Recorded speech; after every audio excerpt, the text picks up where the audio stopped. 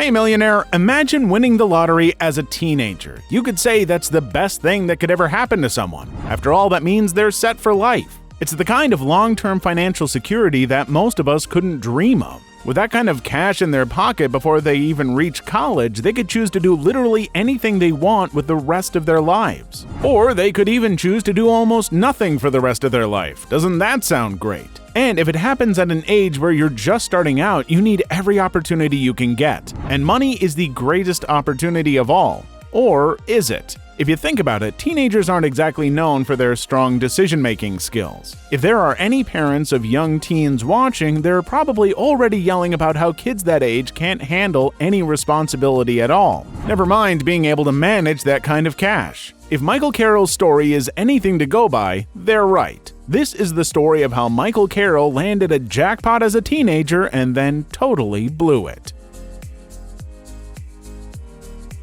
British teen Michael Carrol was just 19 years old and working as a garbage bin collector to earn money when he got his big break. This was back in 2002, and it was a national lottery luck dip ticket that earned him his big win, and it really was big. He'd won a whopping 9.7 million British pounds. That's almost $10.8 million. Those of you who know about the lottery are probably thinking that it's not so much cash after you deduct taxes, but here's an interesting fact. Lottery winnings are not taxed in the UK. If you win, all that money is yours. Michael chose to take home every penny of his huge win in the form of a lump sum. Michael hadn't had a very good childhood. His bad luck started when he was just 18 months old and his father was sentenced to a stint in prison for stabbing a couple. He hadn't actually murdered them, but it was pure luck that they survived. It was a really close call. At the age of 7, his parents finally split up officially. You'd think getting a child away from someone who stabs people would be a good thing. Unfortunately, all of Michael's stepfathers ended up abusing him. When he was 10 years old, his real father suddenly died from a heart attack. Even though his dad wasn't in the house, this did have an effect on young Michael. His school life wasn't any better thanks to his dyslexia and ADHD. He was arrested for the first time at the age of just 13 for shoplifting. Winning the lottery was the kind of break he never imagined he'd get. At the press conference, when he collected his check, he promised he would use his new wealth responsibly. Maybe he meant it at the time, but unfortunately, Michael was young and that meant he was pretty impulsive. His promise didn't last long. That shouldn't surprise anyone. He wasn't exactly a typical lottery winner the day he collected his check. He showed up to the winning ceremony still wearing a police-monitored ankle bracelet which he'd earned committing petty crime. That wasn't even the first time he'd had a run-in with the law. He already had a long criminal history at the young age of just 19. What would you done with all your millions if you won the lottery as a teenager? Tell us in the comments, and keep watching to find out exactly what happened to Michael and his millions. Michael didn't help himself out either. He refused to hire a financial advisor even though he didn't know the first thing about money. Maybe he knew they would stop him from doing what he wanted. But they would have been right. Right away, Michael had cut his bank account down by $4.4 million. He did this by simply giving away large sums of cash to family and friends, starting with his mom and sister who got £1 million each. You could say that was a nice gesture, but they would have appreciated a lot less and his wallet wouldn't have suffered so much. He then spent another $478,000 on a 6-bedroom mansion in England.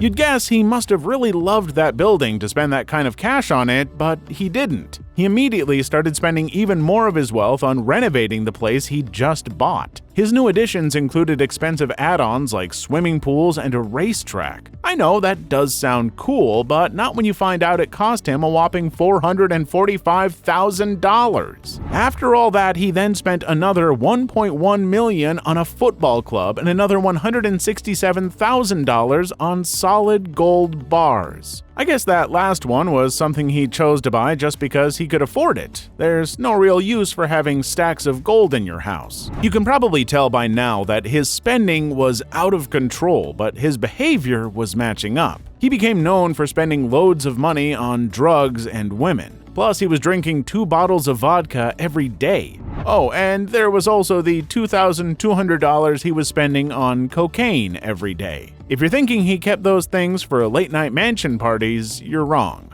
The drugs and alcohol were often what he chose instead of a normal breakfast. He was also hosting huge orgies complete with naked women carrying cocaine around like cocktail waitresses. It turns out orgies are pretty expensive. The ones Michael organized were costing him an average of $55,000 per night. That's a lot of cash just so other people can have sex in your house. 4 years after his big win, he earned himself a 6-month jail sentence for causing a huge fight. His lifestyle was so out of control that a documentary was made about him around that time too. Remember all the sex workers I mentioned he was spending money on? There's one detail about that you should know. He was actually married with a newborn baby at the time. As you'd expect, it didn't take too long before his wife left. That was kind of expected with the way he was behaving. But sadly for Michael, a lot of his friends went with her. Even with all the free drugs, nobody liked how Michael treated them after he got rich. Then he started receiving threats. One day he returned home to find that someone had murdered all 5 of his dogs. And they were also sending threats to his family members. Do you think you can hit subscribe faster than Michael's friends walked out the door? That gives you exactly 5 seconds. 5, 4,